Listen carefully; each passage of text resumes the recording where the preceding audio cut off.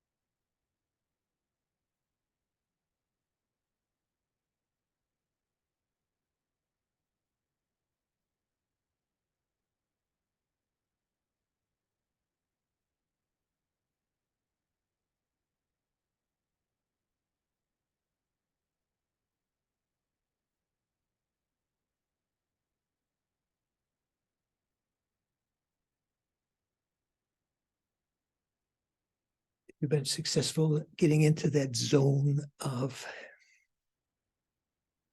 free from the thoughts that you've had before, conceptualizing thoughts. Bring your attention to your mental consciousness. And as we have learned, meditate on the conventional clear light nature of the mind.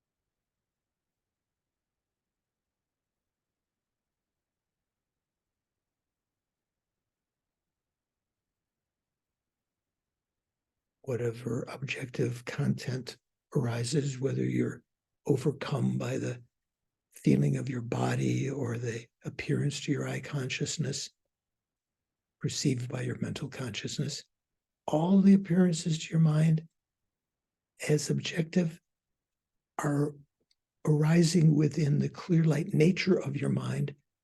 So as though turn your back on them rather than focusing on the objective thoughts, objective appearances.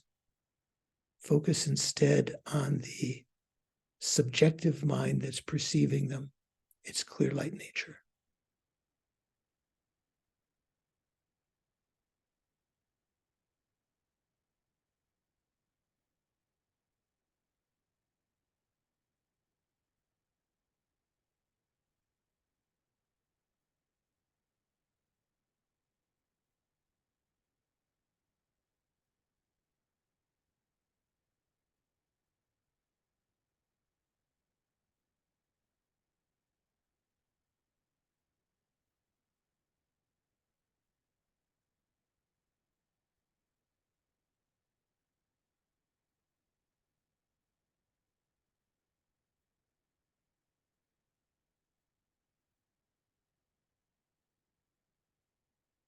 Even if you only get a glimpse of it occasionally and you're struggling with the appearances to the mind,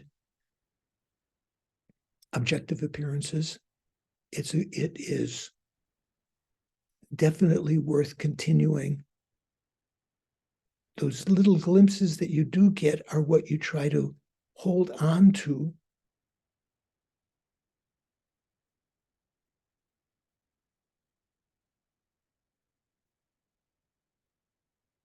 Try to elongate them from glimpses into a continuum.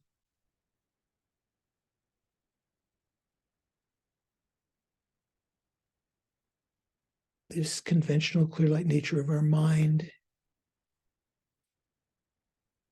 is very worthy to be praised and to be honored because it is the conventional Buddha nature, the developmental Buddha nature that allows us to develop the qualities leading to Buddhahood, eliminating all of the discordant factors. The fact that we can perceive it is due right now to us having this auspicious moment of a life of leisure and endowment. This dependent arising that has come about because of actions, karma we created in past lives, prayers, aspirations. We've met the Dharma that's still, that the Dharma wheel has been turned by the Buddha, that continuity of teachings and explanations still exist. We have a healthy body and mind, support of the spiritual community and benefactors. We're not overcome by such debilitating wrong views that we give up the practice. We might still have wrong views or doubts. And this life itself is very short. It can disappear at any moment. Thinking of Geshe Dadu, perhaps vanished now. That could be us. Or when our karma finishes, we can just pass away to make the best use of what life we have left. The Buddha suggested that if we're intelligent, we should follow his Mahayana, his great vehicle, rather than his Hinayana to find our own nirvana, our own personal ultimate enlightenment of nirvana in the Hinayana sense. But we should strive out of empathy and compassion for all living beings, even our enemies, those that we're frightened of, ghosts, spirits, animals, hell beings, pretas, the God realms, the desire realm, the form and formless realms, all of them in their transmigration through cyclic existence have interacted with us numberless times. And among those times, numberless times, they've been our mother and depthlessly kind.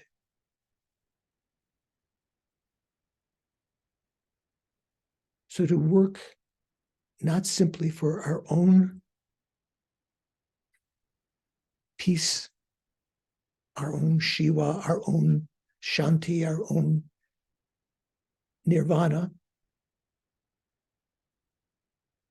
but recognizing an obligation to repay their kindness, at least on one level, to develop affectionate love for them, wishing them to be free further from suffering and to be placed in everlasting blissful happiness of enlightenment. To do that, we ourselves have to become enlightened.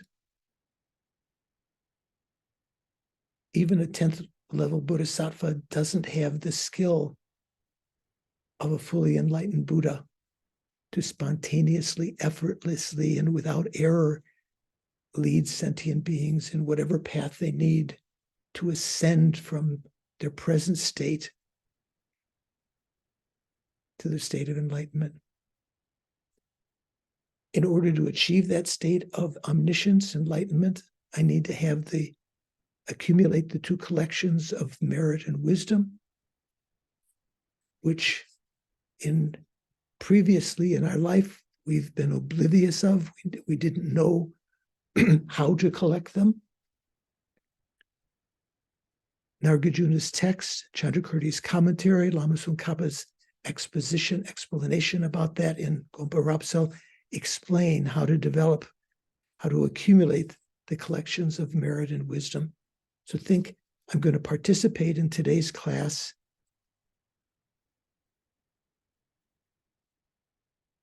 in fact, I'm going to live my life in order to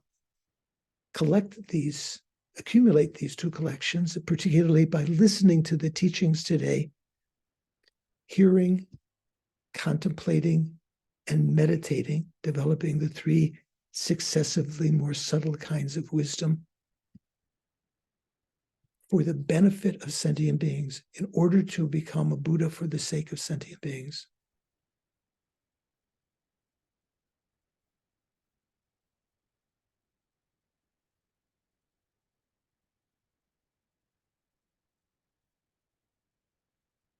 So,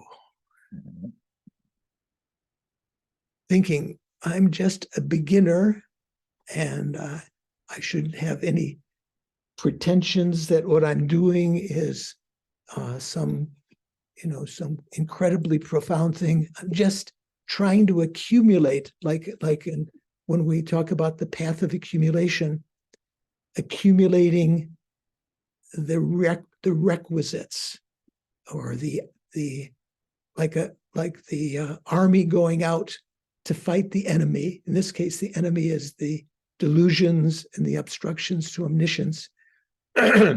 We need to have the requisites. We need to have accumulation of merit. We need to have the armor, the weapons at our disposal to deal with the delusions, the antidotes, and particularly the hydrogen bomb, or however you like to put it, of weapons, the realization of emptiness that is sort of supersedes all the other weapons. So even though you may have artillery and other kinds of weapons on the battlefield, if you have the hydrogen bomb, it supersedes them all. It fulfills all the needs of eliminating the enemies.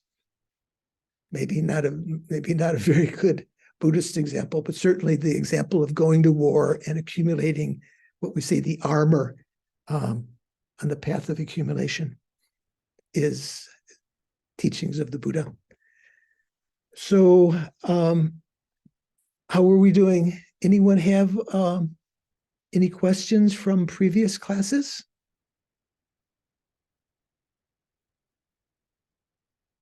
No Dharma itches? We're ready to move forward. I missed that. Someone said something. We're ready to move forward, George. We're ready to move forward. Okay, excellent. Onward and upward, or something like that. So we're just at this point in Thupten Jinpa's text, page 176 in Anne Klein's, I think that's right, 176, is that right? Anne Klein's page 170 in her translation, where we just got to last time. I'll read the previous paragraph to sort of form some continuity. Failing to draw this distinction, many appeared who considered that which is capable of withstanding reasoned analysis, or an entity capable of withstanding such analysis, some who considered that to be the measure of the object of negation. This is talking about, especially in the Svatantrika. Numerous errors have apparently been made because of this. For instance, some assert that ultimate truth is not a knowable phenomena, while others view it as truly existent. That's where we had finished last time. Kind of remember the context? How are we doing? Okay. Oh, I wanted to mention one thing. Don Isaacson said he was going to miss class today because he was attending a seminar by Geshe Leksok at Land of Compassionate Buddha. Geshe Leksok, I had to look up, is the first American-born Kopan monk. I'm not sure how many qualifiers, who became a Geshe, so American monk. And when I looked up his profile, when he told about his life, that he had thought to maybe just having studied the Dharma, and especially the Lan Rim, he wanted to go off and just do retreat. And Lama Zopa Rinpoche suggested to him that no, he should continue his studies and go so far as to get his Geshe degree.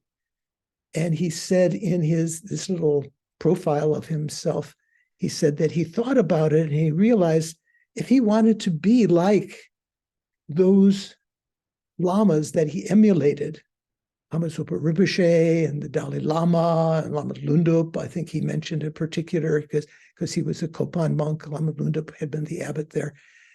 And of course, the great beings of the past, he'd have to study that which they themselves studied.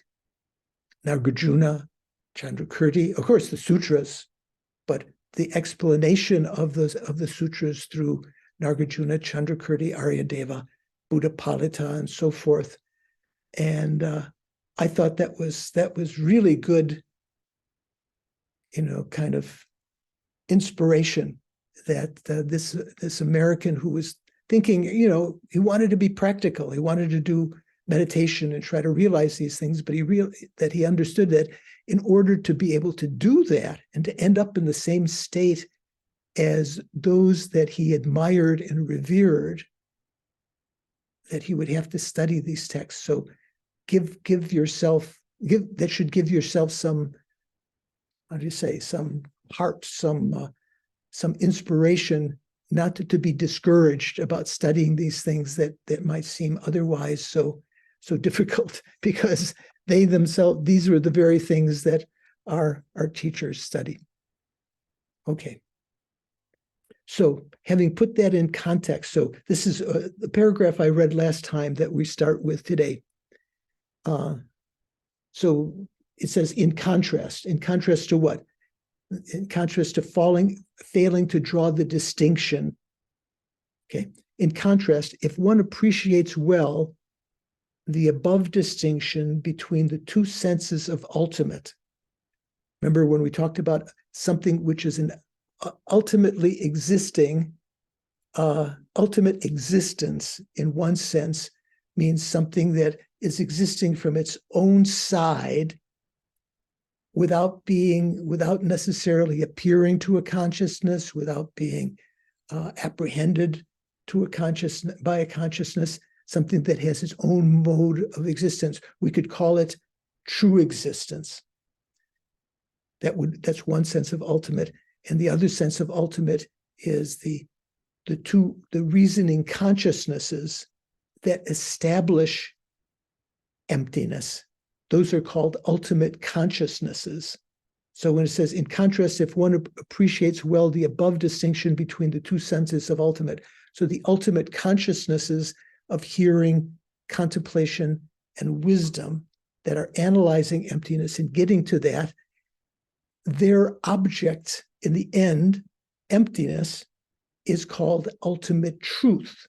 It's not said to be ultimately existing, but it is called an ultimate truth. So that's what Lama Tsongkhapa is mentioning here. In contrast, if one appreciates well the above distinction between the two senses of ultimate, one will come to appreciate such crucial points as there being no contradiction between saying things do not exist through their own essential mode of being, or they do not exist ultimately. There's no contradiction between saying that and saying the ultimate nature of things does not exist. There's no contradiction between saying things do not exist through their own essential mode of being, or they don't exist ultimately, to use that word ultimate here, and yet the ultimate nature of things does exist. What's the ultimate nature of things? That which is certified by the ultimate consciousnesses, reasoning consciousnesses, emptiness. And to speak of this as constituting the essential mode of being and the ultimate. Make sense? Okay, Richard's nodding, so that's good. Paul, what do you think? You had your hand up. Yeah, I was looking at Anne and Jeffrey's translation. It seems slightly different. Yeah. So, yeah. Shall I read, or do you want to read? I know. Please go ahead. So, Anne Klein says, if you understand this well, you will understand the essential points that the statements, two statements. One, that nothing exists as its own basic disposition. And another statement, nothing exists ultimately. Those two statements do not contradict the assertion that the real nature, the dharmata or chuni, exists, and the proposition that its basic disposition, that the basic disposition of phenomena, proposition that it is the basic disposition of phenomena and is the ultimate. Yeah, sounds quite different, right? But do you kind of follow what we're talking about is that there's no contradiction between these two meanings of ultimate. They both are relevant in their own sphere, and they don't contradict one another. Okay. So what do you think? Sheila, how are you doing? I got some message from Snehi a while ago. I didn't read. Is she? Oh, she's off to wedding in Singapore and India, right? Visiting relatives. Yeah, she's not quite left. She's going to actually meet Geshe Lakdor, who's coming to the center to teach tonight. Oh, Geshe Lakdor. Okay, excellent. So Sheila, how are you doing? Are you following? I'm trying to. Okay, that's good. Who can I see here? Anyone looking totally bemused? William, you okay?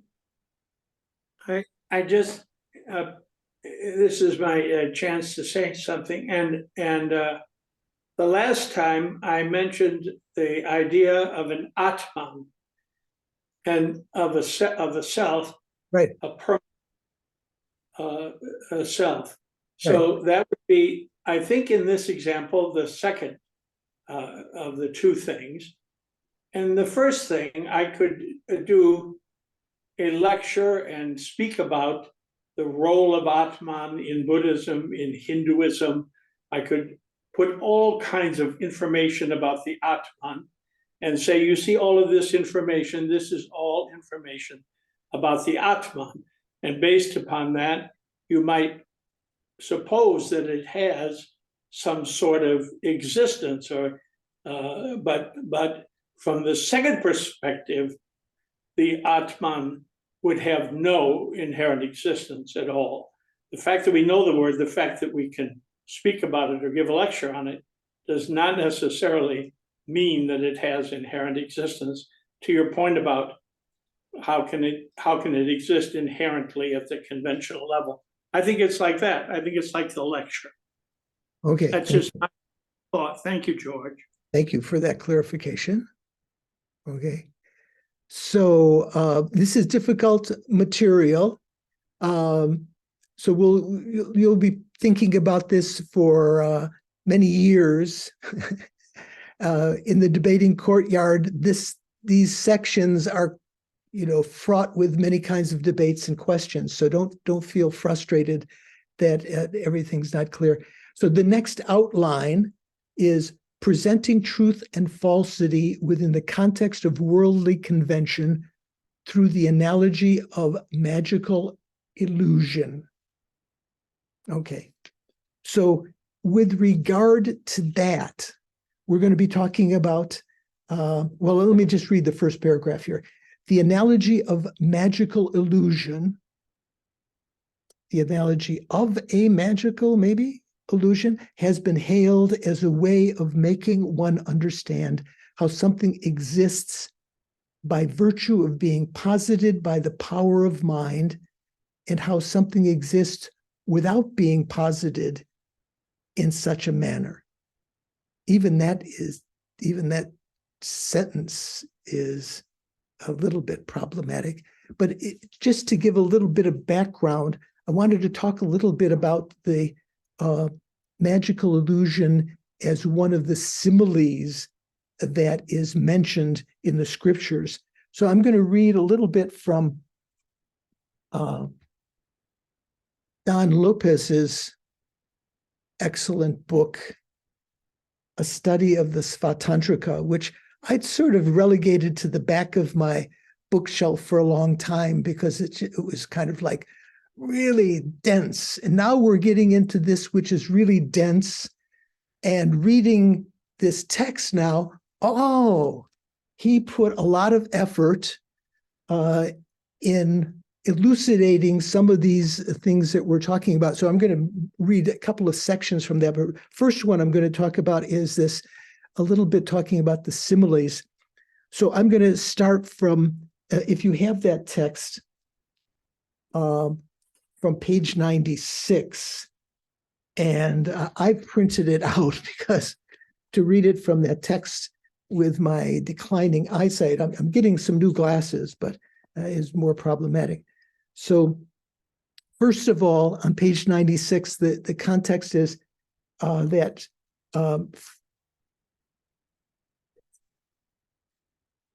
Lopez has just gone over the explanation of the famous quotation that we talked about before from the Hinayana scriptures, that form is like a mass of foam and so forth. You remember that from our teachings, that Nagarjuna indicated, or Chandrakirti certainly indicated, was an indication that emptiness was taught in the Hinayana scriptures. So I'll start reading here. Having thus explained the manner in which form is like a ball of foam, feeling is like a bubble, discrimination is like a mirage, compositional factors are like a banana tree, and consciousness is like an illusion. So that the illusion is kind of in relation to right here. So having explained that earlier, kind of like as Lama Tsongkhapa had explained it, it remains to be seen how this stanza from a Hinayana sutra became a point of contention between the Svatantrika and the Prasangikas. Now, you might think this is going a little bit off the beaten path, but it's giving us a little background into the discussion here, the critique of Svatantrika by Chandrakirti that Lama Tsongkhapa takes up.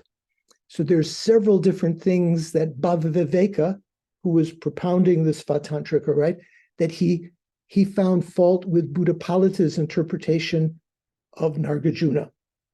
So here, in commenting on the 34th stanza of the 7th chapter of Nagarjuna's treatise on the middle way, so fundamental wisdom,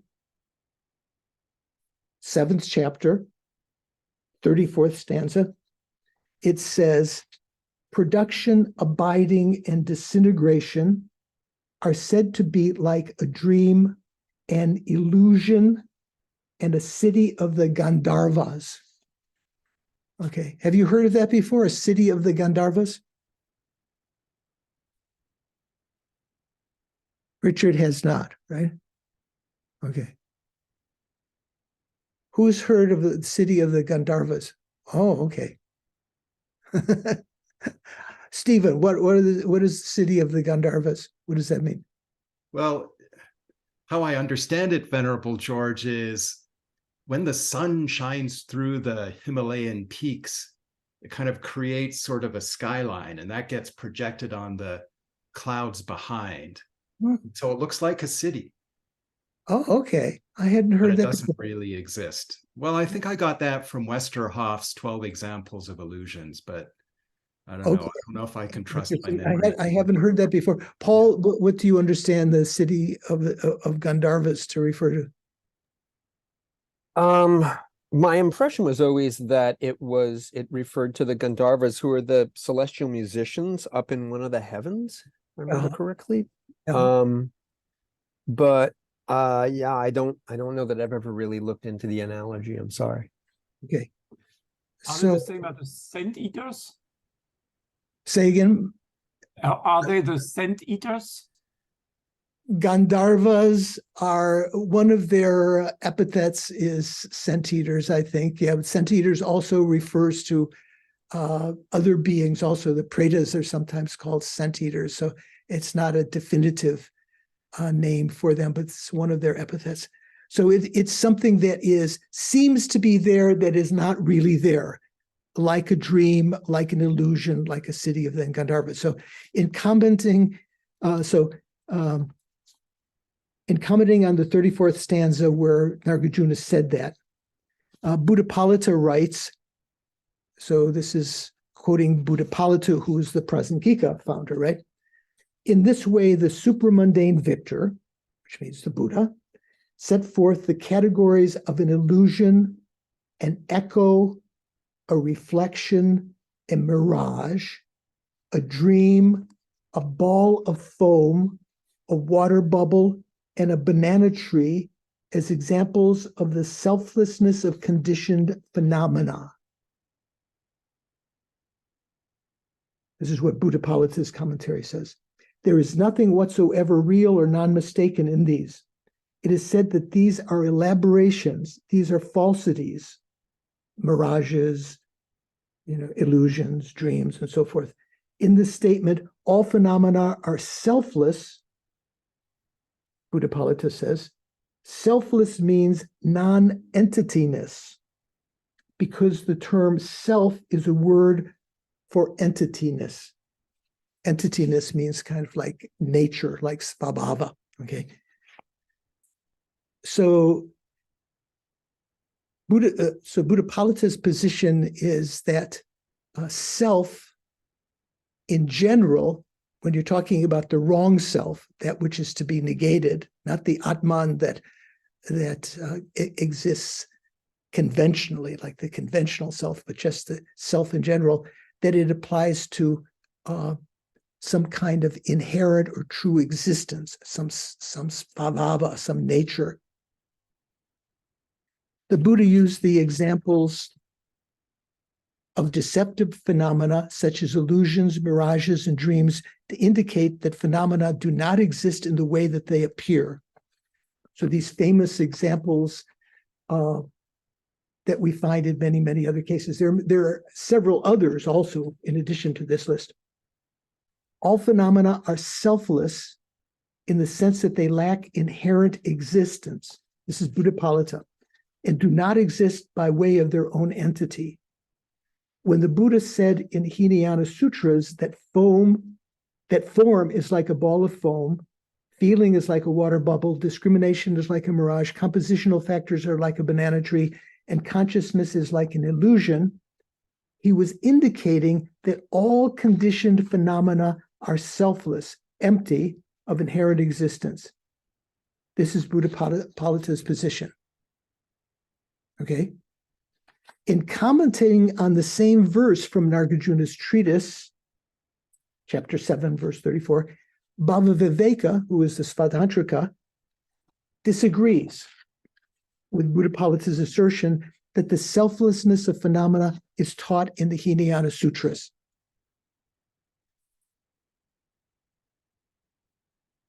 So for Svatantrika, or at least for Bhavaviveka, I think the others that followed him also agreed that the emptiness of phenomena was not taught in the Hinayana scriptures. Otherwise, there would be no sense, they say, in teaching the Mahayana if it was already taught in the Hinayana scriptures, right? So Bhavaviveka says the following: self and mine. When we talk about, remember the two kinds of view of the transitory collection, the view of I and mine, the self of the sense of your own self-identity, and a sense of the mind that is conceiving something like my iPad. The iPad is not the object of mine, but it's the state of mind that has a sense of possession of something. So self and mine are without entityness. So Bhavaviveka is talking about the selflessness of the person here, but they are perceived in that way as having some entity. Therefore, as an antidote to the afflictive obstructions, the kleshas, right? The supramundane victor taught in the scripture of the hearer vehicle, the seer of reality, the Buddha, said that form is like a ball of foam, feeling is like a bubble, discrimination is like a mirage, compositional factors are like a banana tree, consciousness is like an illusion.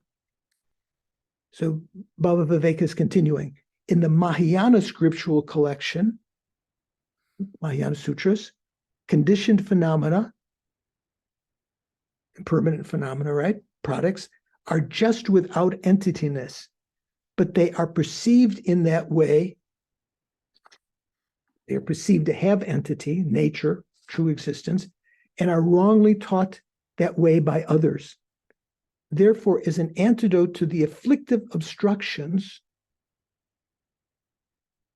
klesha, and the obstructions to omniscience, it is said in the Vajracetaka. Okay. Remember, we've referred to the Vajracetaka several times, but I don't think in Illumination this famous quotation comes up. You've probably heard this one before. Products are to be viewed like stars. Lopez translates cataracts, but this should be maybe distorted sight. Stars, distorted sight, butter lamps, illusions, dew, bubbles, dreams, lightning, and clouds. So one of them is illusions, like magical illusions, right? So have you heard that quotation before? I think Geshe Jampa Tekshok explains it in the Insight into Emptiness. Yes, there's a very good explanation there. So I'm going to use that as a supplement later. It's kind of like what I'll read from Lopez's Svatantrika book is the nitty-gritty. So it's got everything there. But this is kind of like Lama's, like Geshe Zopa's commentary to the Lamrim Chemo. Okay, so here Geshe Tekcho gives a lot more detail about these. This is found, if you have this text, which is very excellent, I could recommend. We have it. Insight into Emptiness. We have it. We have it. So someone is collectively, it sounds like the whole class has it. So this starts on page, I've even put on another pair of glasses here. I think it says 243, and there's 2 sections in there. So it's quite a bit of material on this. So I'll read a little bit of that later. But here, let me just read what Lopez has drawn from the Svatantrika, from Bhava Viveka and so forth. So Bhava Viveka is talking about this quotation from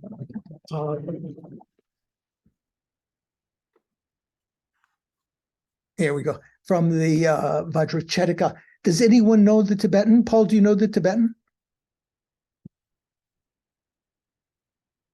I'm sorry, the Tibetan for which, Venerable George? Or products are to be viewed like stars, cataracts, butter lamps, illusions, dew, bubbles, streams. I can get it for you in a second. I have it. I just wondered if anyone knew. So something that we say, do you know, Stephen? Do you ever recite the Tibetan? No, I was just nodding my trust in Dr. Hackett at being able to find the Tibetan most immediately. Oh, Dr. Phil, Dr. Paul. So, yeah, so this comes when we have many kinds of rituals. There, like at the beginning of the Dalai Lama's teachings, besides saying the Heart Sutra, usually we do what's called continual recitation. There are a bunch of prayers like Tomba Chomden De De Shapa Da Chomba Yang Dakba Zope Sangye. So in enumeration of the names of the Buddha, and then some verses praising the Buddha, the Dharma, the Sangha, and so forth. And then a verse about do not create any negativity, accumulate all virtue. This is the teaching of the Buddha. You've probably heard that. Then this verse is often recited in Tibetan. It's Karma Rabre Marme Dang, Gyuma Zilbu Churbu Dang, Milam Lokdang Tintabur, Duche Chunam Deta Ta. And at that point, one snaps one's fingers to indicate, among other things, an understanding of emptiness and impermanence that is implied by this verb. So this is what we're going to be talking about for a second here. This verse. So it is said in the Vajracharaka, products are to be viewed like stars, distorted vision, butter lamps, illusions, dew, bubbles, dreams, lightning, and clouds. In fact, I'll right there, I'll quote Geshe Tekshuk's translation, where he says, let's see here. Starlin. What are we talking about? What he calls, yeah. So Geshe Tekchok says visual aberration. The term Rabrip, translated here as visual aberration, is sometimes translated as cataract. Cataract, I should put the T at the end, although that is not its actual meaning. Rabrip, or distorted visual aberration, refers to a condition found in the elderly. No, I don't have that right now. That can affect others as well. A person with this ailment may have a clean bowl in front of them, but sees fine hairs falling into it. So some people in some of the scripture, some of the English translations refer to a particular Latin name of what we call floaters. Do you know what floaters are? Okay, everyone's nodding. David, do you know what floaters are said to be? No, I can't see. Are you nodding? It's like when you. Yes, it's yes. little things that'll float past your eye that don't really exist. If you turn your eyes, you'll fall. Well, they do exist. They're in your vitreous liquid there in your eyeball, right? But they perceive as though there's something outside falling down, like falling hairs. So anyway, let me continue. So in the Diamond Sutra, that verse is very famous, and it's used in many situations. Also in the bi-monthly confession in Sojong, we also say that. So therefore, this is not something to be feared. The intelligent, having analyzed, should become forbearant. And so this is quoting Buddha, Baba Viveka, right? So Baba Viveka says, someone else, another, referring to Buddhapalita, because they were more or less contemporary, right? Baba Viveka and Buddhapalita.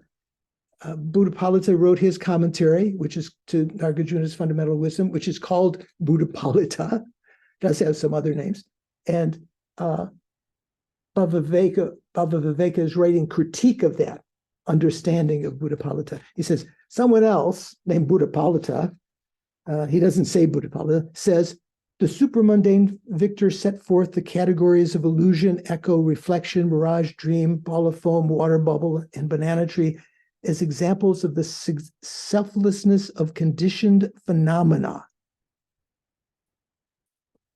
So Baba Viveka is going to argue with that. He doesn't think that that verse from the Hinayana scriptures about balls of form is like a ball of foam is referring to the emptiness of phenomena.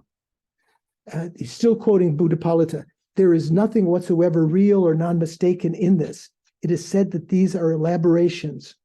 These are falsities. In the statement, all phenomena are selfless. The word selfless means non-entityness because the term self is a word for entityness. So this is Buddhapalita's position.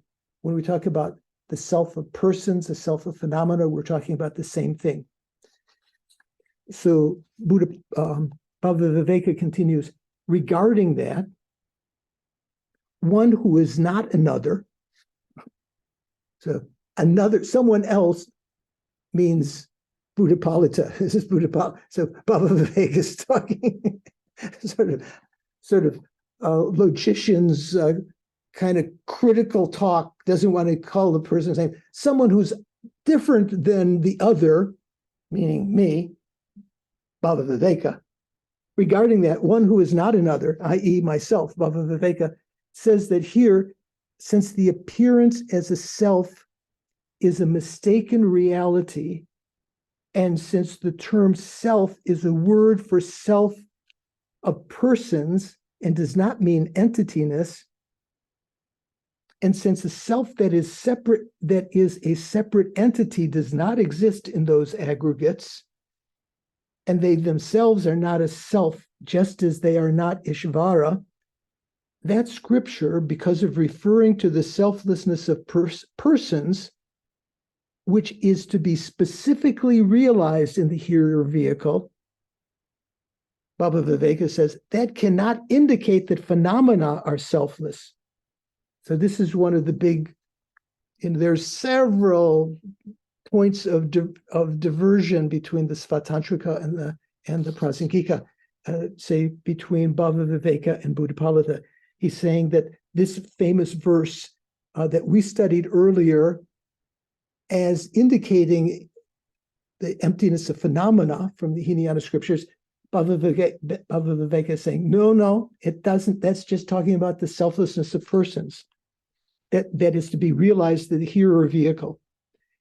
If it could indicate the selflessness of phenomena, it would be meaningless for the Buddha to have taken up another vehicle, the Mahayana. He's saying it would be meaningless for the Buddha to have taught the Mahayana, because emptiness, which he's implicitly implying is the main teaching of the Mahayana, the emptiness of phenomena, would have been taught in the Hinayana scriptures. Okay, you following so far? Jennifer, how are you doing? Making sense? Yeah. Okay. Okay, just checking. Before explaining Bhava Viveka's argument in detail, the stanza he cites from the diamond, well, he translates diamond cutters, we say the Vajracharaka, the Vajracutter Sutra, warrants explanation. So this is the point we're getting at. Products are to be viewed as like stars, visual aberrations, butter lamps, illusions, dew, bubbles, streams, lightning, and clouds. So this famous verse that I read to you before in the Tibetan. According to Jamyang Shepa, remember Jamyang Shepa? Have you heard of him? One of the great Tibetan lamas, much after Lama Tsongkhapa, who wrote these vast treatises explaining Lama Tsongkhapa's view and refuting everyone who criticized him. Yeah, very great. A lot of texts. According to Jamyang Shepa and the annotator of his Great Exposition of Tenets. So Jamyang Shepa wrote a text, The Great Exposition of Tenets, and his annotator, Nawang Belden, someone who wrote annotations explaining what Jamyang Shepa was referring to. Actually, this stanza sets forth 9 examples that illustrate 4 characteristics of products. Okay. Products are to be viewed like stars, distorted vision or cataracts, butter lamps, illusions, dew, that's 5, bubbles, dreams, lightning, and clouds.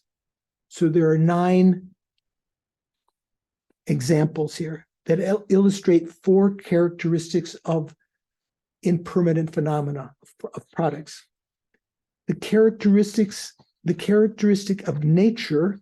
So the 4, he doesn't write them right down right away. There are 4 characteristics. One is called the characteristic of nature. There's another called the characteristic of experience. One is called the characteristic of fault. And the 4th one is called the characteristic of renunciation. So let me explain. Are you following? Okay. You can find this in the Svatantrika book. You can find more detail in Geshe Tekchok's book, insight into emptiness.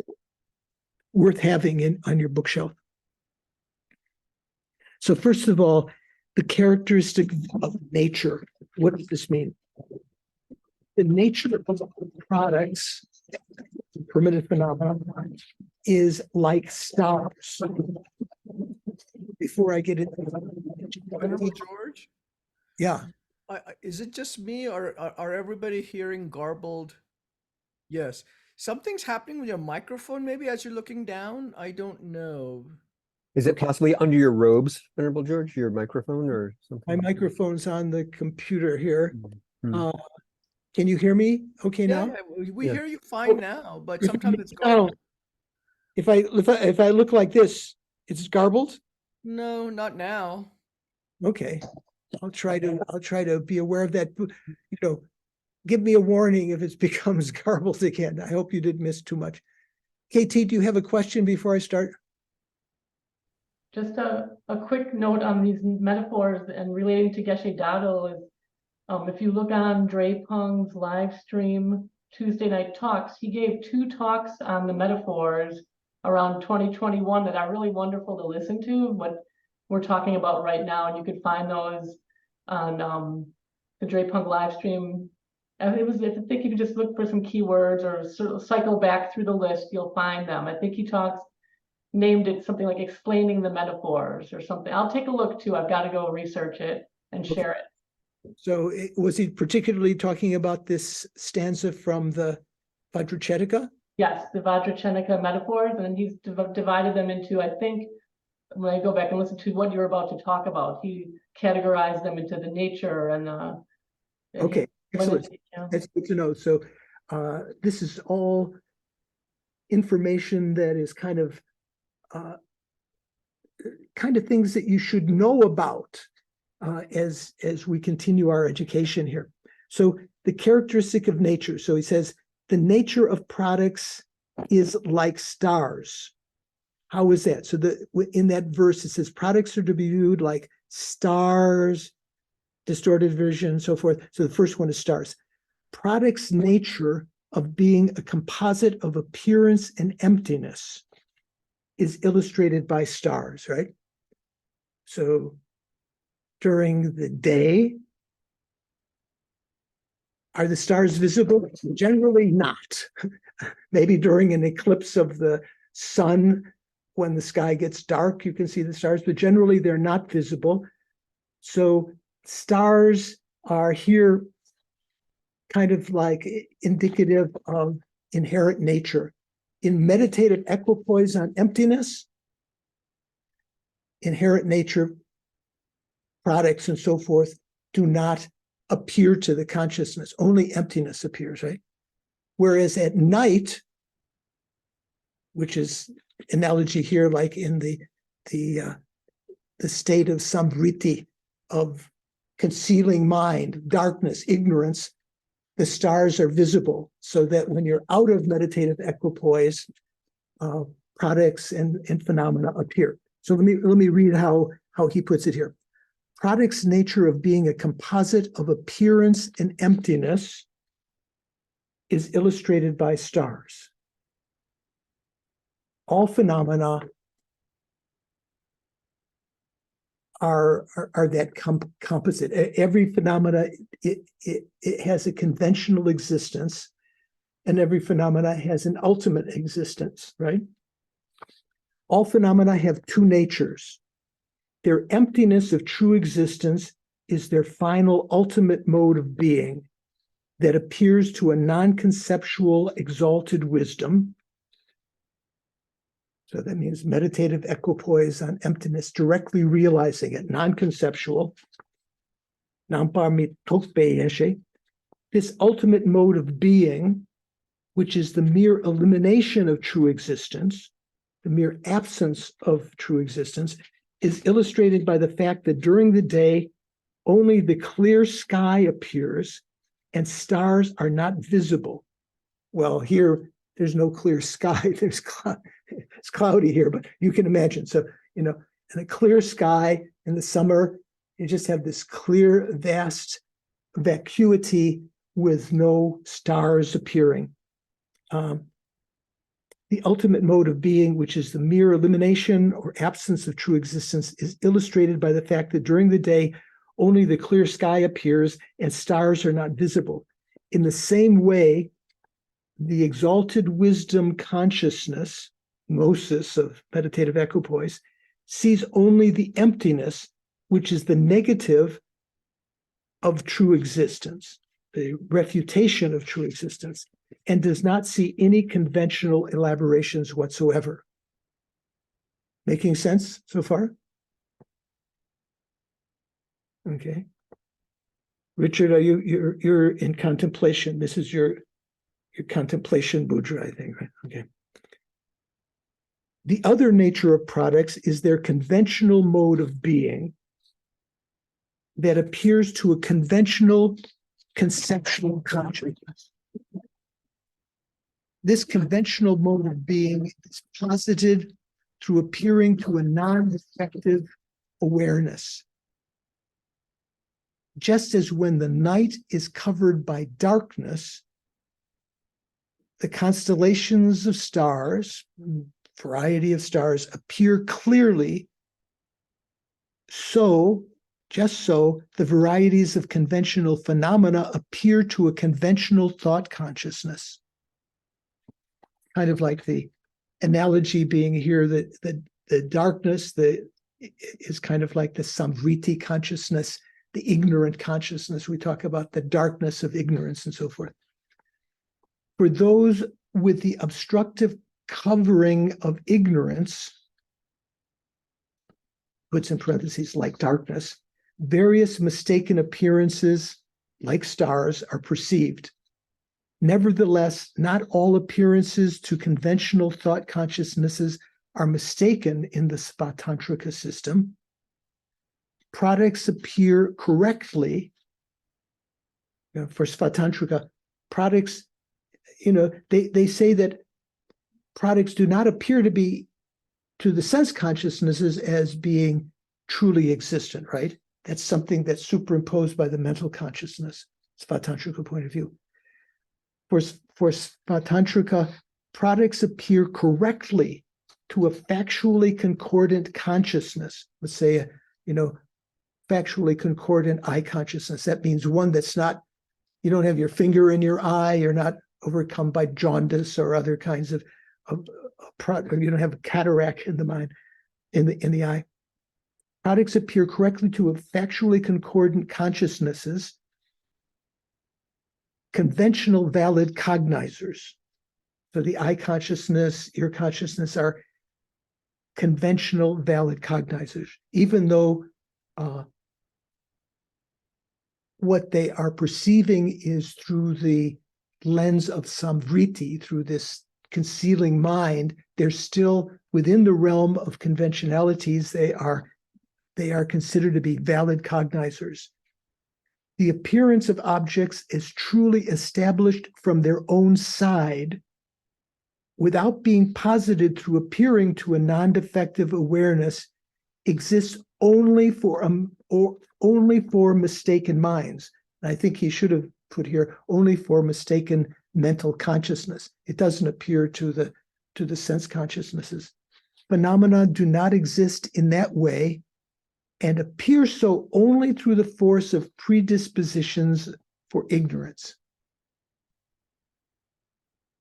How are we doing? You following? The example of stars which do not appear during the day, but do appear at night, illustrates the mode of apprehension of a non-conceptual exalted wisdom and a conceptual conventional consciousness. For a non-conceptual exalted wisdom, direct realization of those who have not achieved Buddhahood, everyone other than a Buddha, only emptiness, the absence of true existence, and the final mode of being of phenomena appears. Why does he put in the proviso here of those who have not achieved Buddhahood? Oh, Shanka, what do you think? Well, until then, well, only after Buddhahood can you simultaneously or at the same time see both the truths. Right, right. That's the implication here. So for those who are not yet Buddha, the how did he put that? To a conceptual consciousness, this appearance of conventional phenomena is not an object of abandonment. Oh, wait, let me see. Where did I say? For a non-conceptual exalted wisdom of those who have not achieved Buddhahood, so this is talking about meditation on emptiness, direct realization, only emptiness, the absence of true existence, and the final mode of being a phenomena appears. So the implication is, as Shanka's explained to us, that for a Buddha's consciousness, when he's perceiving the emptiness of phenomena, he's also perceiving the appearance, their conventional appearance to other sentient beings. They don't appear conventionally to be conventionally existent to the Buddhist consciousness. The Buddhist knows that existence in dependence on knowing the minds of sentient beings. To a conceptual, conventional consciousness, the varieties of conventional truths appear. When oftentimes the terminology, we talk about the consciousness of the varieties. That means that when you're talking about relative phenomena, conventional phenomena. This appearance of conventional phenomena is not an object of abandonment of the path to Buddhahood, according to Svatantrika. This appearance of conventional phenomena is not an object of abandonment of the path to Buddhahood. For conventionalities appear to a Buddha's exalted wisdom, knowing the varieties. We say, jinepe zikbe yeshe. Rather, it is the conception of these phenomena as truly existent, as ultimately existent, without being posited through the force of appearing to a non-defective consciousness, which is abandoned on the path. Okay, so that's the first of the characteristic of nature. Then the second one, the nature of products is like cataracts, or we would say defective vision. How did Geshe Tekchok write it?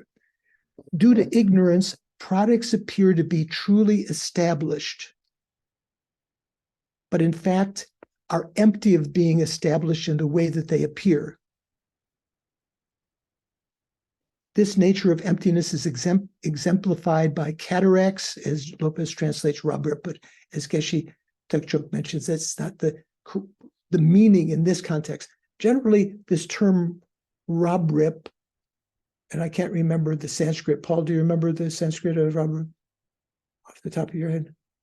Okay, doesn't matter. So generally that means, this was a bit of a contention also in the FPMT translation that we're going to be using after this point. They translate, every time Rabrip came up, they translated it as cataract, but it doesn't always mean cataract. Sometimes it does.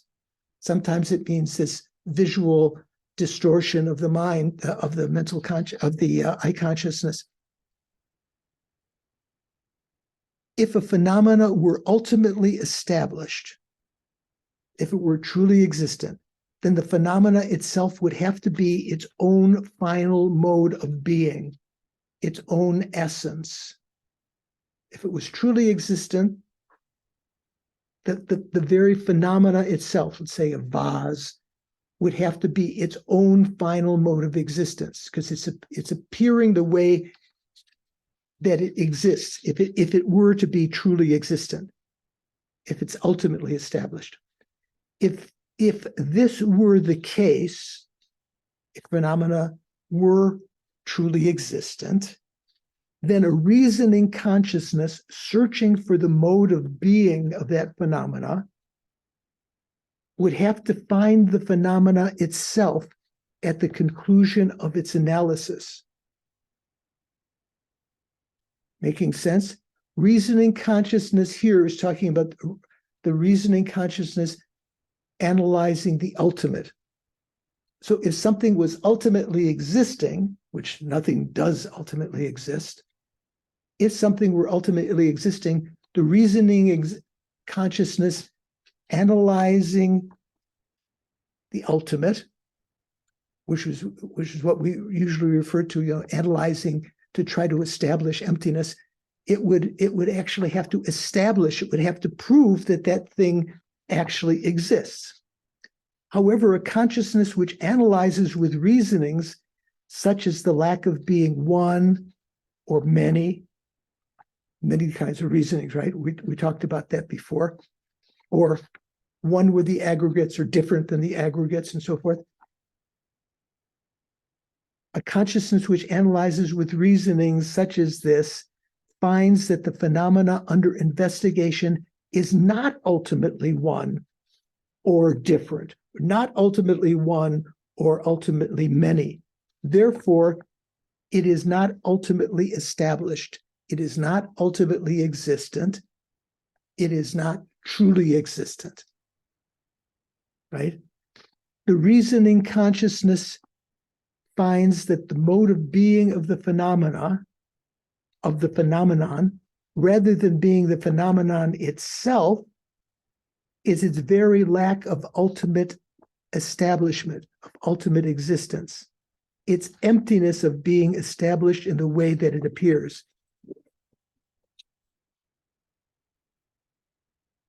Shankar, are you grokking this? Yeah, okay, just checking. Mikhail, what do you think? I think I'm okay. Thank you. Okay. Rocio, making some sense? As much as it can? Okay. Okay.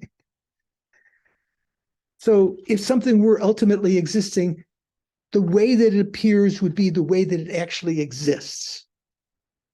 Actually, phenomena appear to be truly existent, but they are not that way. So if you analyze them, you come to the conclusion, at the end of that analysis, you don't find the entity of the object. You don't find the vase, you find its emptiness, right? Similarly, if phenomena were ultimately established as they appear to be to an ignorant consciousness, that ultimate establishment, that ultimate existence would have to be ascertained by an analytical consciousness specifically investigating the ultimate establishment. The fact that such a consciousness, after searching for ultimate establishment, does not find it, indicates that phenomena are empty of ultimate establishment.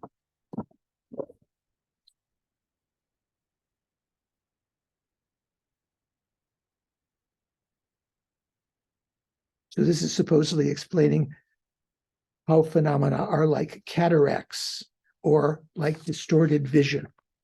Okay. Then the third one, the nature of products is like a butter lamp. So we had karma, Roderick, marme, dong. So marme means butter lamp generally.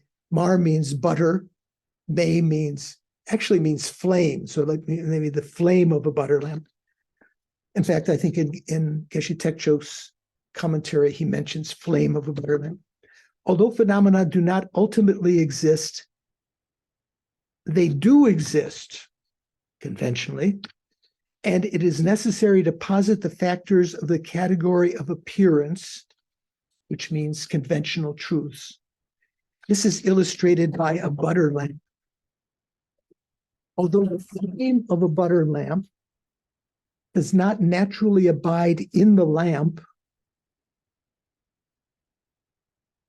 okay, so you can have a butter lamp that hasn't been lit, right? So the flame does not naturally abide in the lamp. It is undeniable that the flame arises when such things as butter and a wick are assembled. And of course, you prime it with a match or another piece of tinder or something. In the same way, although no phenomena whatsoever ultimately exists, all of cyclic existence, all of samsara and nirvana arise in dependence on the phenomena of the impure class and the pure class. The impure class, such as contaminated actions and afflictions, and the phenomena of the pure class, such as the 6 perfections, the 18 emptinesses, and the 4 noble truths. When we talk about the impure class and the pure class, how many phenomena are in there? Does anyone know? Nadine, do you remember? Oh, Stephen knows. Stephen would. There's 53 phenomena in the impure class and 55 in the pure class, and they add up to 108. Right, like the 108 beads of your rosary or something like that, right? So we do, in the Prajnaparamita Sutras, it often mentions the 108 phenomena from form to omniscient mind. So the first in the 108 of the first of the contaminated phenomena, impure class, is form, and the last of the pure class is omniscient mind. So the 108 phenomena from form to omniscient mind. So that's what's being referred to here. So it says all is cyclic existence. In the same way, although no phenomena whatsoever ultimately exists, all of samsara and nirvana arise in dependence on the phenomena of the impure and pure classes, such as the 6 perfections, the 18 emptinesses, and the 4 noble truths.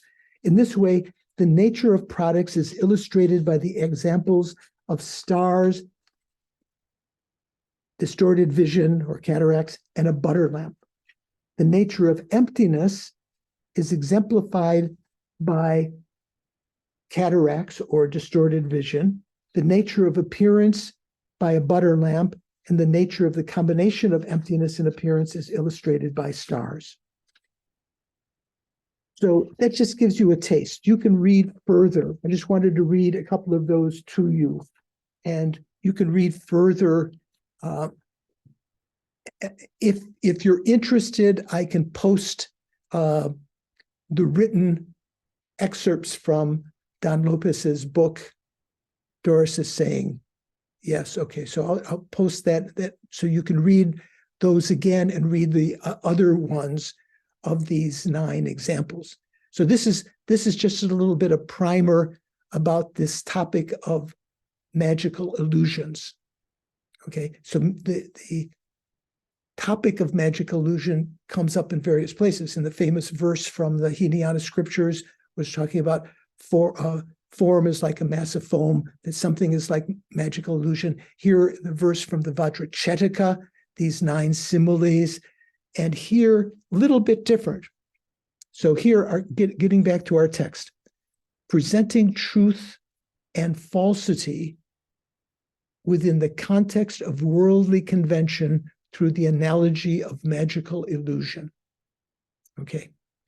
The analogy of magical illusion has been hailed as a way of making one understand how something exists by virtue of being posited by the power of the mind, and how something exists without being posited in such a manner.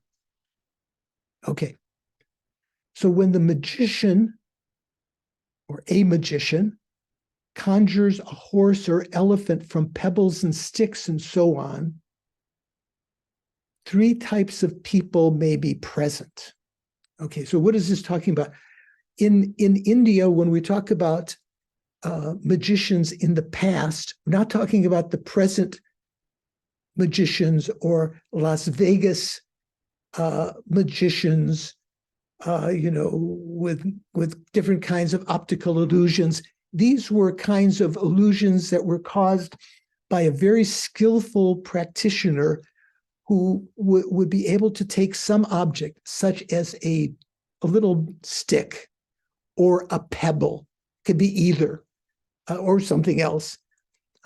He might have something in his pocket or her pocket that they use all the time. They would put some substance on this, some salve that had been blessed in some way. And by some suggestion to the audience, they would cause kind of like an illusion to appear to the audience, in dependence upon this basis, let's say the stick or pebble that had been rubbed by some substance, and their own intention by leading the audience to have this illusion. Okay. Follow it? It's not what we usually in the West think of magicians, like your 12-year-old nephew doing a magic show or something like that is not doing this kind of magical illusion. When a magician conjures a horse or elephant, so in other words, their suggestion will be, now you see a horse, or now you see an elephant, or now you see a beautiful woman, all of which are possible, as these kinds of illusions. When a magician conjures a horse or elephant or a beautiful woman from pebbles, sticks, and so on, 3 types of people can be present. The magician themselves, they've given this spell, they see the illusion, but they know it's not real. The spectators, whose eyes are affected by his spell, that is this combination of the let's say the pebble, the mantra that's applied to it, the spell that the magician casts, maybe a little bit like hypnotic suggestion, I'm not sure. So the magician themselves, the spectators whose eyes are affected, and spectators whose eyes are unaffected, people who came later or were not listening to the spell, the suggestion that the magician was giving, or someone who's come, after the show has started, after the magician has cast the spell, and they come in and say, "What's going on?" And they say, "Oh, look at that elephant." Those people don't see the elephant or the horse or the beautiful woman at all, because they're unaffected by the spell. In the first case, the magician, the horse or elephant is perceived but not apprehended. How do we say here? I think Anne has a better, oops. Oh, I jumped to the wrong page here. Where are we? 170-ish, I think, right? No, 170. Sorry, somehow I touched my screen on my iPad and I got off to the wrong page here. Okay.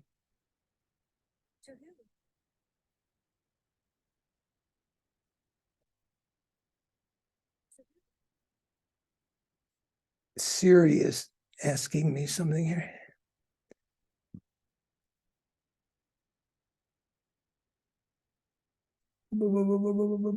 Okay. So Jimpa had said, in the verse that talks about the magician case, the horse or elephant is perceived but is not apprehended. Anne writes, for the first, quote, in brackets, that is the magician, there is the mere appearance as a horse or elephant, but he or she, the magician, does not adhere to such as being true. They don't grasp at it as being true. Jimpa says it a little bit more ambiguously here. It is perceived but not apprehended. It is not believed to be true, like the famous example of seeing William come down the stairs dressed as Santa Claus. Those of us who know he's not see that, but we don't grasp at it as being true. Okay, that's kind of the meaning of what Jimpa says here, not apprehended. In the second case, that means the audience members whose eyes are affected, it is both perceived unapprehended, or as Anne says, the audience whose eyes have been affected have both the appearance as a horse or elephant and adherence to that appearance. So adherence here is usually the Tibetan word is shenpa, which means a strong kind of grasping, believing, assenting to that appearance, believing that it is true. Okay? While in the third case, reading Jimpa, there is neither perception nor apprehension of a horse or elephant. There's not the appearance of a horse to those that came later, nor is there the belief in that. Okay? One could say almost that kind of third person, the analogy would be like a Buddha who doesn't see things to be truly existent, nor does he believe them. The audience would be like ordinary people who see phenomena as being truly existent and believe it, go along with it. And the magician would be like what? Who wants Mike to stab? Would be like someone who has realized emptiness in a post-meditative state. They see it, but they don't believe it. Shanka, is that right? You know, What were you going to say? I was going to say that I don't think okay, I'm sorry, going backwards slightly. I'm not sure that it doesn't seem to me that the audience, the people who are unaffected, are like the Buddha, because the people who are and the Buddha Buddha sees the thing, the elephant or the horse, but he also sees that it's not, it doesn't truly isn't there.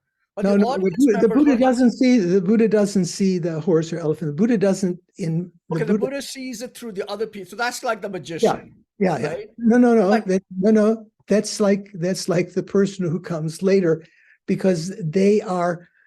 How would they know that there is a horse or or elephant appearing there? By asking the audience. In dependence on others, like the Buddha knows that an elephant or a horse is appearing to us by knowing our minds. The dependent arising doesn't appear to the Buddha as being a horse or elephant. I see. Okay. Okay, good. So the magician would be like someone like Paul said, or someone said. Yes, Paul said, yeah, it's like someone who's in post-meditative equipoise. So they've realized emptiness. Even if they haven't had direct realization, even if they've had conceptual realization, they can dawn on you, oh man, these things look so real, but I know they're not. Like the magician in this case would know for certain that what he has conjured up doesn't actually exist. Okay, now, when the basis for conjuring the illusion is perceived as a horse or elephant, this gets a little bit complicated. If it wasn't complicated enough. Now, when the basis for conjuring the illusion, what's the basis? Jennifer, do you know? The appearance. The basis would be, in this case, the pebble or stick that has had some salve applied to it that's making it special. That's kind of the basis. Now, when the basis for conjuring the illusion is perceived as a horse or elephant, so that almost sounds like the basis is appearing that way, right? So wait. Okay. So when the basis is perceived as a horse or elephant, unlike in mistaking a rope for a snake, where one can say that the rope is a snake for that perception, but not in general, one cannot say that the basis for conjuring the illusion appears as a horse or elephant merely to an erroneous cognition, One cannot say that, but that in general there is no such appearance. Actually, there's a lot packed into that. Let's see if we can unravel it again. So what is this simile, this example talking about? Mistaking a rope for a snake. Do you know this example? Okay, some of you are nodding. Okay, so who doesn't know this example? Rocio, do you know this example? Mistaking a rope for a snake. Oh, okay, I don't have to explain. Okay, that's good. Well, maybe someone who listens to the recording later will know. So say, for instance, you go, like I have a shed out in I have my cabin here, but I have a shed out there 100 yards away or so. And there's a whole bunch of stuff stored in there. And when I've gone in, sometimes I know there is a big black snake who lives in there in the wintertime, because they don't like to be out in the snow, right? So a little bit cautious. Sometimes there's also some coils of rope in there, strands of rope, especially if it is a rope that has various colors, like a white rope with some black spots in it or something. And when you glance at, and the lighting is not particularly good, to your mind, that appears to be a snake, right? Have you ever been afraid of that when you're walking in the forest and you thought something moved and you got fearful that there was a snake, and it turned out it was just a branch or a piece of string lying on the ground? So that's the situation that's talking about here. So unlike in mistaking a rope for a stake, did I say stake? Snake. So mistaking a rope, what is actually a rope, mistaking it for a snake, where one can say that the rope is a snake for that perception, but not in general. Yeah, that other people there say, "Come on, that's just a rope. That's not a snake." But that rope appears to that mistaken perception as a snake, where one can say in that situation that the rope is not a snake. That rope is a snake for that perception. Okay, but not in general. One cannot say that the basis for conjuring the illusion, the pebble or stick, salve, and so forth, one cannot say that the basis for conjuring the illusion appears as a horse or elephant merely to an erroneous cognition. You would think that's the case, wouldn't you? Like the rope appears as a snake to an erroneous perception, but not in general. But it's saying here that the basis for conjuring the illusion appears as a horse or elephant. You can't say that it appears as a horse or an elephant merely to an erroneous cognition. But that in general, there is no such appearance. You can't say that. Chimba's translation continues, for even without such qualification, one has to accept that the pebbles or sticks are being perceived as a horse or elephant.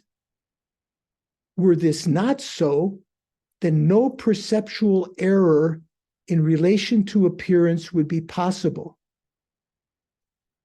Therefore, one can posit that the basis for conjuring an illusion does appear as a horse or elephant.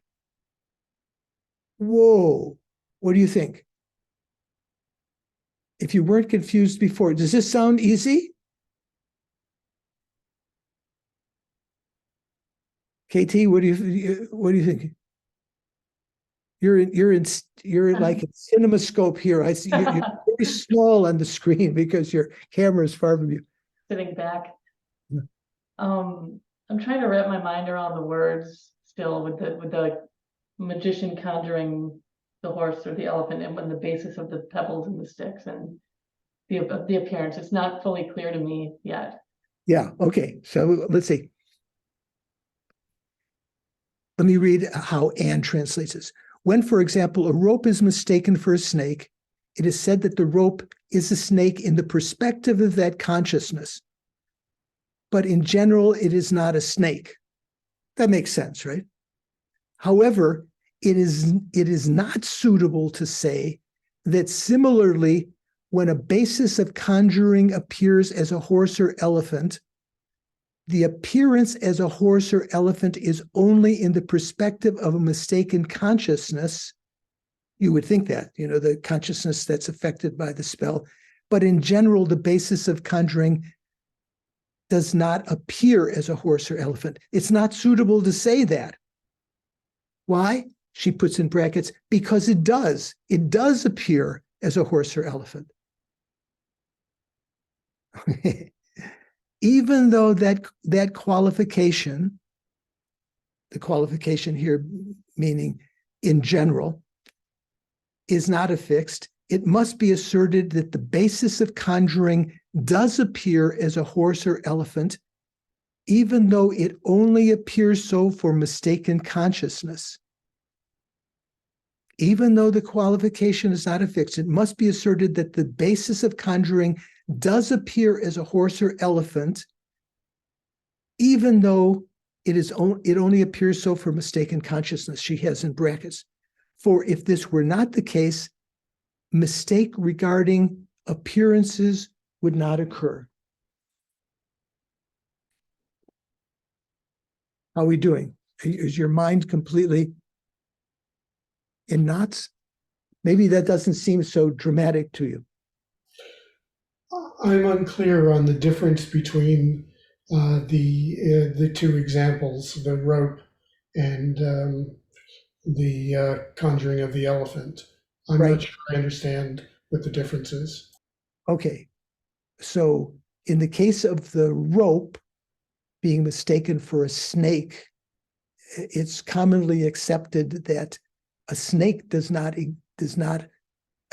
appear there in general. The rope is not a snake in general. It's only, say, apprehended as a snake for that mistaken consciousness.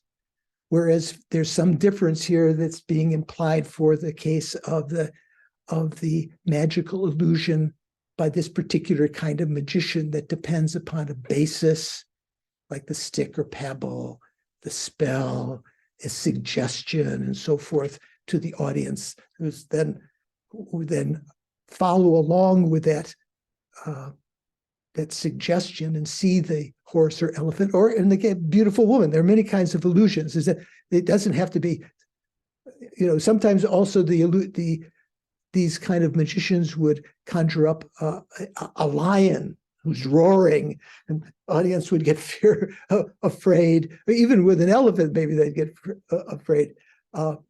Or a beautiful woman, so people would, the men in the audience would be transfixed, and or maybe a handsome man, in which case some of the women would be transfixed. So let me let me first address William's concern here first. I just wanted to briefly say when I was a senior in college in the fraternity house, they had a hypnotist come in. Oh, and that must have been fun. I decided after a couple of drinks that I was going to go along with him, and I did. And there were various stages to this hypnosis. Uh-huh. And for example, you had to sniff smelling salts, and he said that it smells beautiful. And so I sniffed the smelling salts, and yes, it was fine. Then he said, "You don't know the number 4." And he asked me, "How much is 2 and 2?" And I said, "I don't know." So you were just joking. You were pretending to be. I was taking his suggestion up until that point. And then he said to me, "You don't know your fraternity brother, George," and he had George carry a copy of the Lama Rim, across the room, as George would often do.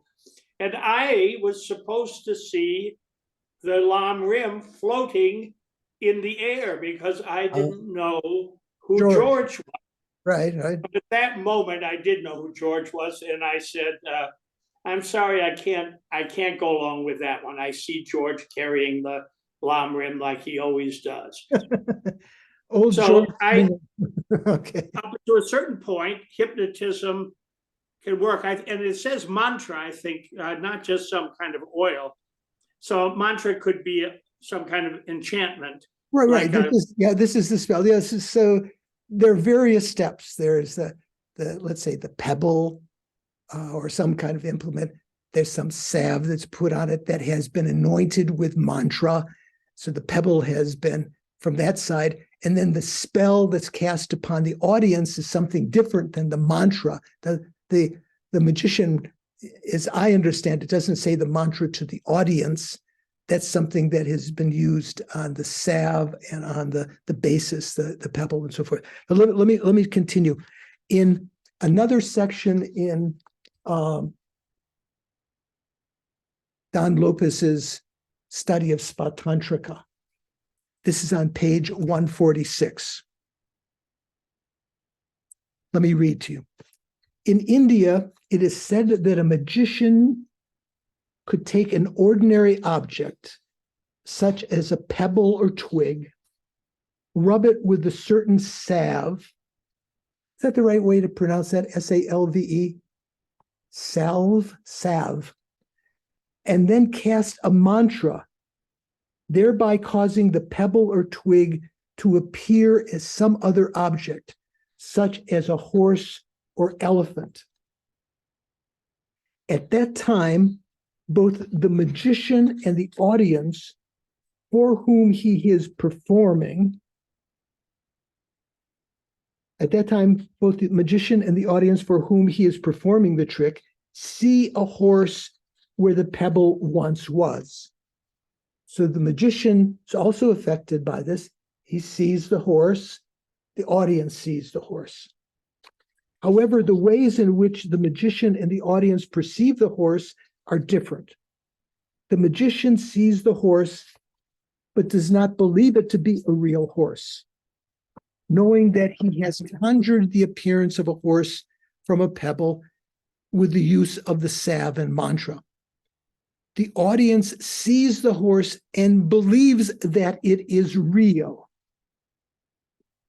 Like William, before George carried the Lam Rim across the room. Okay.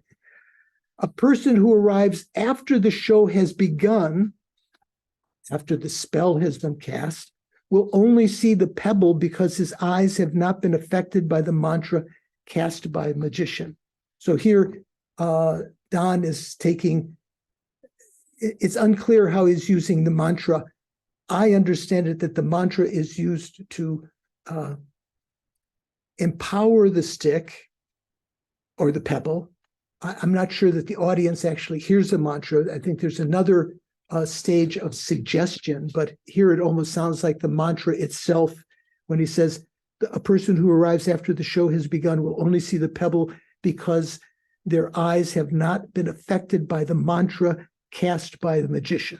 Okay, in any event, both the audience and the magician, for both the audience and the magician, the appearance of the pebble as a horse comes about through the power of mind affected by the mantra or by the spell. The appearance is not produced naturally from the pebble without depending on the mind. That's kind of making sense, right? The magician understands this, but for the audience, it appears that a real horse is standing in front of them and that this appearance is not dependent on the power of the mind. So far sounds a little bit different than what Lama Khapa is saying. So far, almost sounds reasonable. Since the magician actively intends for the pebble to appear as a horse, so that intention is part of the suggestion, I think also, the way in which the horse appears to him is different from the way in which someone might mistake a coiled rope in a dark corner to be a snake. it is not because the rope is in any way a snake that the rope appears as a snake. It is merely due to the external condition of darkness, dark room where the rope is sitting on the floor. It is merely due to the external condition of darkness which causes the rope to appear that way. The same can be said about a pebble which has not been conjured with mantra and salve. It is the nature of the pebble not to appear as a horse, one that has not been affected by the mantra and the salve that's put on the pebble. However, a pebble which has been affected by a mantra and salve is said to gain an additional objective status, which is its appearance as a horse. At the time of the magic show, it is as if the pebble becomes the entity of the illusory horse. So this is kind of explaining what is left totally unexplained in detail in Lama Tsongkhapa's commentary here, where he's saying, therefore, one can posit that the basis for conjuring an illusion does appear as a horse or an elephant, or here, a pebble which has been affected by mantra and salve, that is the basis, is said to gain an additional objective status, which is its appearance as a horse. Making sense? So that means then that the rope, when it appears as a snake, the snake does not achieve an objective status. Is that what he's saying? Well, that he's not saying that, but that could be inferred. Yeah, Yeah. Right. But he's saying that there's something different here in the case of the magician's illusion, that even that there is, once that the basis, can I use that word now? You understand what I mean. That means the pebble that's been had the salve applied and mantra stated and so forth, that takes on now a new objective status, gains an additional objective status, which is its appearance as a horse. It gains that objective status.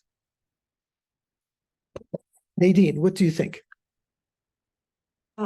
Thank you very much. No, I mean I think to understand that the self is the samriti, the self, which is applied upon. The salve, you think, is like samvriti, the ignorant consciousness. That's what you're saying in the analogy, right? That's what you're thinking? Is that right? Nadine? Where's Nadine? Yes, I thought then it would make sense to me if the self were the samvriti. Let me read a little bit further. I will post these also because this whole section, the first reading, like, what is he talking about? You might say, or you could just say, oh yeah, that makes perfect sense, in which case you probably didn't understand anything because it's quite subtle, right? So let me continue. So the last thing I read was, at the time of the magic show, it is as if the pebble becomes the entity of the illusory horse. Jankya, so do you know who Jankya is? Who's Jankya, Paul? Jungya Rilpe Dorje, he was actually the preceptor to the Qianlong Emperor. He was a famous Tibetan, I think, in 18th century. Yeah, right. Yeah. Jankya was one of the great Tibetan lamas who wrote Tenet's text. I think Pabonka Rinpoche lineage in their Tanka of previous incarnations. They claim one of Rinpoche's incarnations was Janka. Who knows? Anyway, Possibly. I think isn't a study of Svatantrika, I think that's based on Jangya's presentation of Svatantrika. Is it, or is it Jamyang Sheba's? I thought it was Jangya. he's Lopez is intertwining both. So he says Jankya, so he's now reading from Jankya's commentary, Tibetan commentary, makes this point when he says that for the magician, the pebble is merely posited as a horse through the power of the mind that was affected by the mantra or spell. The pebble does not appear as a horse from its own side, independent of that mind. Nevertheless, this is reading from Jankya, there does exist an objective mode of being of the pebble itself, which appears as a horse, a mode of being which is posited in dependence on the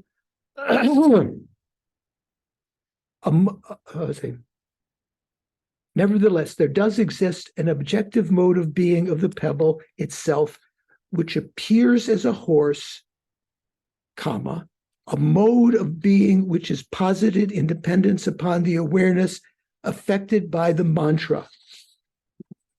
The appearance of the illusory horse must exist in order for it to be mistaken for a real horse by the audience.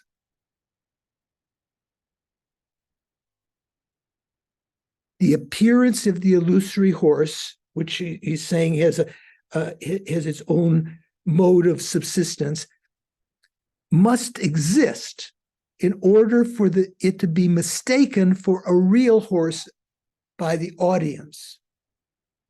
So those factors are not mentioned in Lama Tsongkhapa's commentary, but to me that starts to bring it these statements about this last line in Lama Tsongkhapa in Chimpa's translation. Therefore, one can posit that the basis for conjuring an illusion does appear as a horse or an elephant.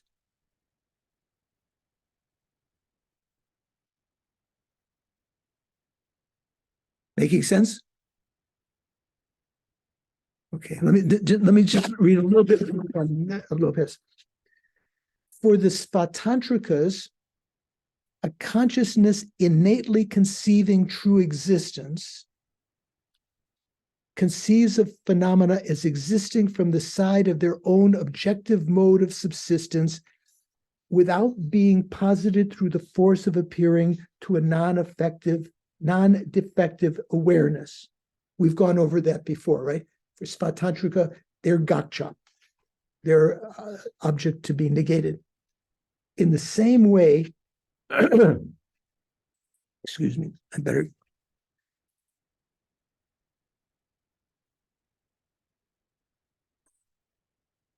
I've got some electrolyte in the store, so I've been this blood pressure medication I've been taking. One of them is a diuretic. So when you eliminate a lot of fluid, you lower the amount of electrolytes in your body. Sometimes you get a muscle cramp or something like that, and some other worse effects. So Doris has been urging me to drink more electrolyte replenisher.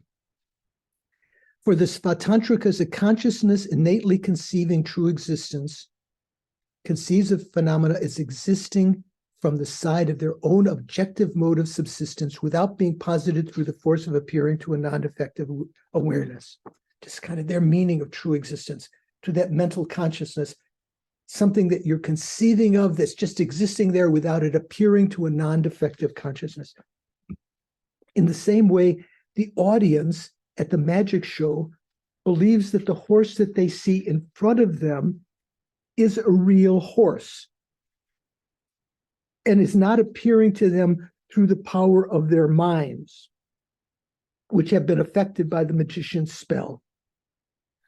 Ordinary beings who have not understood emptiness conceive things to be established from their own side without depending at all on being posited through the power of an awareness. So I will post this also. There's a couple more pages. So I will post this just as I will about the examples of the 9 similes in the famous verse from the Vajracetaka. Okay. So how are we doing? Making sense so far? So maybe going over, next weekend we have off, it's Thanksgiving weekend. So in between listening to Uncle Phil, Uncle Charlie at the table, discussing or arguing, you can go into the other room and sort of read these readouts and try to compare to the Anne's translation and Jimpa's translation and see if it starts to gel. Okay, let me continue from Jimpa now, from that point. Now, for the magician, the illusory elephant or horse is posited from the point of view of how it appears to an erroneous perception. It is not posited, however, from the point of view of the basis for conjuring the illusion. From the perspective of the spectators, however, this is quite similar to what we were just reading. From the perspective of the spectators, however, the appearance of a horse or elephant does not seem to be posited through the power of the mind. Rather, they apprehend a real horse or elephant fully occupying space on the very spot where it is being perceived. You say the pebble's over there, right there, that looks like this, the elephant or the horse or the beautiful woman or whatever. So when an appearance is perceived in relation to a given basis, there are 2 possibilities.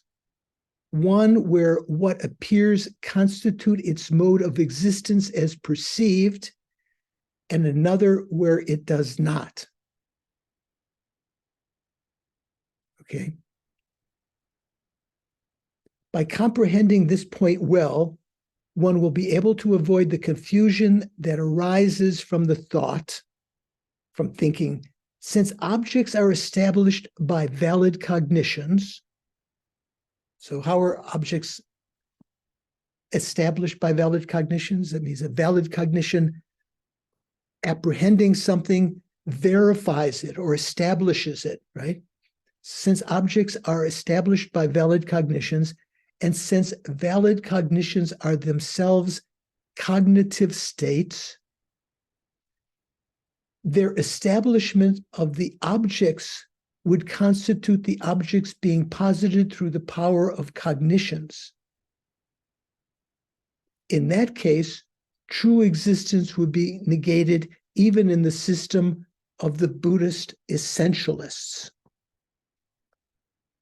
Or as Anne says,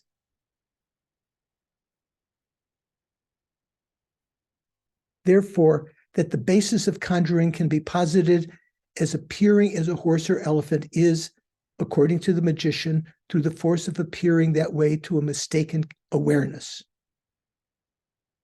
It is not posited otherwise through the force of the mode of subsistence of the basis of conjuring itself.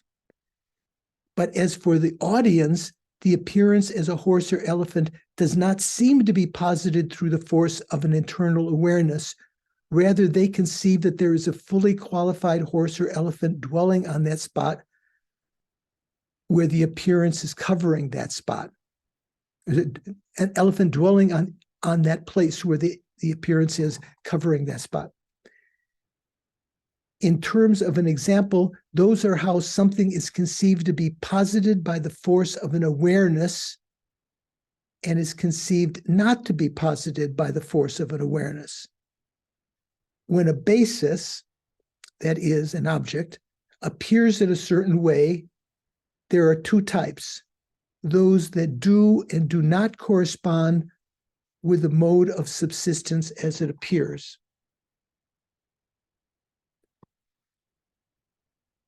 Anne says, when you understand well this presentation of how phenomena are posited through the force of the mind, according to the Svatantrika school, one will come to differentiate the 2 positions of the Svatantrika school and the proponents of true existence, which Jimpa translates here as Buddhist essentialists.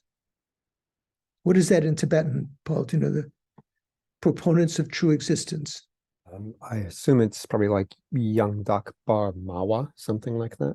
Like that, or yeah, Drube Mao or something. Yeah. Proponents of true existence, which some confuse. Some people think, this is just what we're just read here, objects of comprehension, that is to say, all objects, are posited through the force of valid cognitions. So even the lower tenets would say that. And since valid cognitions are awarenesses, the positing of objects of comprehension through them is a case of positing objects through the force of an awareness. Hence, even the system of the proponents of true existence refute true establishment, which is, to use a technical term, hogwash. You hear that, they're joking nowadays, and the political analysts, when they say, oh yeah, something that Trump's attorneys said, and they said, in legal technical jargon, that is, then they use something like it, hogwash or something more colorful.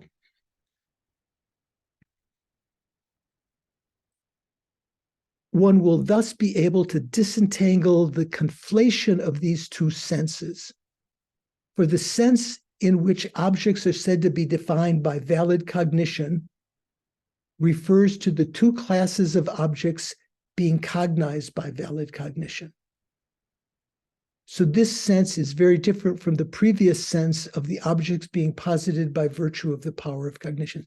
When it says the two classes of objects being cognized by valid cognition, what are the two classes of objects cognized by valid cognition?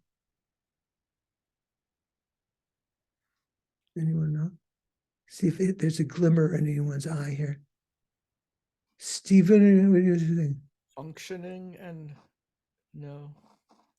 I don't know if it's just a trick of the light, Venerable George, but I thought of objects that do not exist and objects that do exist. So objects that do not exist are cognized by valid cognition? No, that doesn't make any sense at all. So Anne actually puts in there, she says, she gives three possibilities: specifically and generally characterized objects, which is in other words, impermanent or impermanent phenomena, or manifest and hidden objects. I think it's probably what's meant here, the two classes means manifest and hidden, because how do you establish the existence of phenomena through valid cognition? You can establish manifest phenomena, like the pair of glasses or your mug or something, by direct perception, which is a prime cognition, a valid cognition. And you can establish hidden phenomena, such as emptiness, in dependence upon logical reasoning, which becomes a prime cognizer. We say yogic direct perception, and so forth and so on. What induces them is this correct logic, this pramana, this valid cognition that realizes the proposition. Sound. Phenomena are empty of inherent existence because they are dependent arisings, or because they are not one or different than their basis of designation. That kind of valid cognition also establishes hidden phenomena. What about third category? What about deeply hidden phenomena? Can they be established? No, they can't be established, Paul? They can, well, they are only the objects of an omniscient consciousness. Yeah. So for you and me, they can't be established. They can be, right? No, they can be established by the third kind of valid cognition, that is depends upon a valid person. So having verified that the Buddha is a valid person, various means, then what the Buddha said that, by giving this loaf of bread, you will be born as a pratika Buddha. Right. You can have a valid cognition that that is true. But isn't that why they say the Buddha, he's pramana bhuta, not pramana? He serves as valid cognition? I think they make that distinction, don't they, Venerable George? Maybe, I don't know. Right in the beginning of the Pramanavartika, there's a famous verse that the Dalai Lama, at the beginning of teachings, depends on the kind of teachings. When they're sort of more rigorous, logical teachings, there's these verses, the first verse of the fundamental wisdom, and the verse from Pramanavartika talking about Pramana Bhuta and so forth. The Buddha is valid, has become valid. I don't think it means that it's something different than that. Anyway, let's stop there. There's a lot to chew on. There's a lot of grist for your contemplative mill.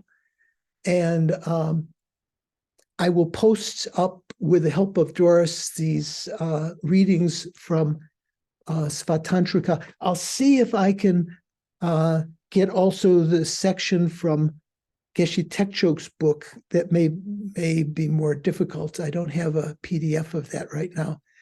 I do have a PDF. If you tell me which pages, then I can just extract it. Oh, okay. We'll talk. Okay, thank you. So let's say before we finish, any questions? Any doubts? Any dharma itches that have come up from this session? Probably there's enough confusion that you don't even know what to ask, right? I couldn't determine, George, whether this pulling off my thumb, which category that goes into. Oh yeah, that's a magical illusion, right? That's very good. Thank you for that, Sean. Yeah, Shankar.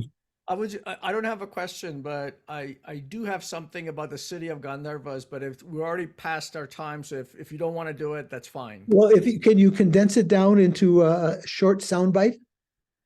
I don't know about short soundbite, but anyway, it's okay then. Okay. Yeah. Why don't you text me or send me a voice message, and we'll I can put it on the Facebook thing.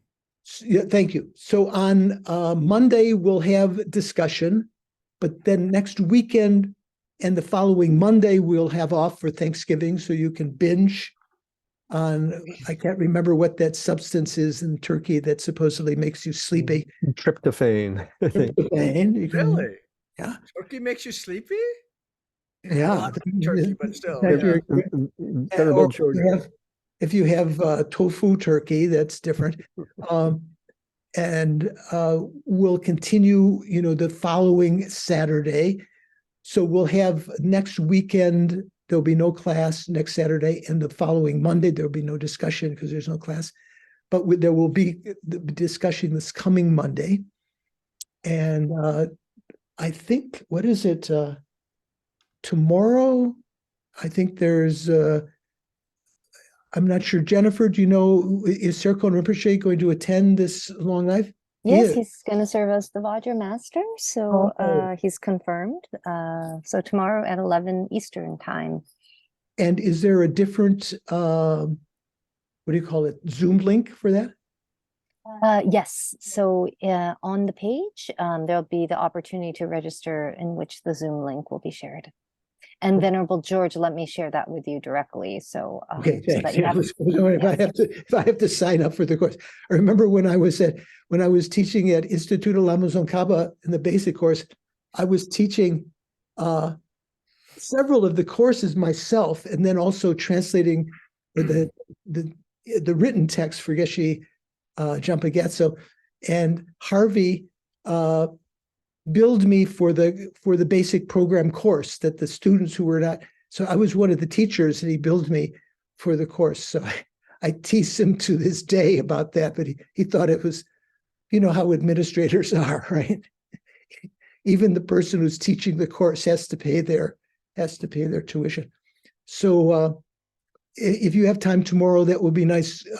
Serkon Senshab Rinpoche is an incredibly important Tibetan Lama, very close to the Dalai Lama. The Dalai Lama referred to his previous incarnation as his Dharma lieutenant, you know, when he needed something done, and he could count on Serkon Rinpoche, sort of the archetypal Kadampa Geshe.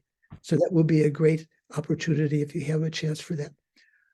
So, Shanka, would you like to put up our prayers, dedication prayers? Oh, sorry, hang on. Okay. There we go. Due to these virtues, Gewa Di, it doesn't talk about merits, Gewa Di Nirduda. Due to these virtues, may I quickly attain the state of a Guru Buddha and lead all migrators without exception into that enlightened state. May the supreme precious bodhicitta, which has not arisen, arise and grow, and may that which has arisen already not diminish, but increase more and more. And then the long life prayers, I think just beyond that, there we go. Peerless teacher and assembly of children of the victorious ones, Shravakas, Pratika Buddhas, victorious Losang, father and sons, together with your lineage, all the objects of refuge of the infinite realms, please now bestow the virtue and goodness to accomplish this prayer. In holding and spreading the Muni's precious and complete teachings through explanation and practice, you wore the patience, wore the armor of patience that is never discouraged.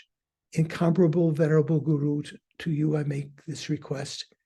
Sole gateway through which all benefit and happiness emerge, while striving exclusively for the welfare of victorious one's teachings, and when it says exclusively, it sounds like a one, exclusively for the welfare of the victorious one's teachings and for mothered living beings, you suddenly departed to peace.